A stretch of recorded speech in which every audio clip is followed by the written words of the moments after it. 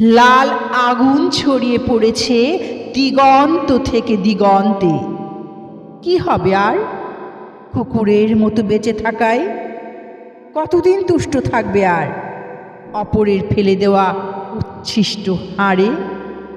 মনের কথা ব্যক্ত করার ক্ষীণ অস্পষ্ট কেউ কেউ শব্দে ক্ষুধিত পেটে ধুকে ধুকে চলবে কতদিন? ঝুলে পড়া তোমার জিভ শ্বাসে প্রশ্বাসে ক্লান্তি টেনে কাঁপতে থাকবে কতকাল? মাথায় মৃদু চাপড় আর পিঠে হাতের স্পর্শে কতক্ষণ ভুলে থাকবে পেটের ক্ষুধা আর গলার শিকলকে? কতক্ষণ নাড়তে থাকবে লেজ? তার চেয়ে পোষমানাকে অস্বীকার করো, অস্বীকার করো বশ্যতাকে।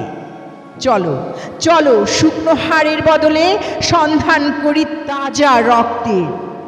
তৈরি হোক লাল আগুনে ঝলসানো আমাদের খাদ্য। শিকলের দাগ ঢেকে দিয়ে গজিয়ে উঠুক সিংহের কেশর প্রত্যেকের ঘাড়ে।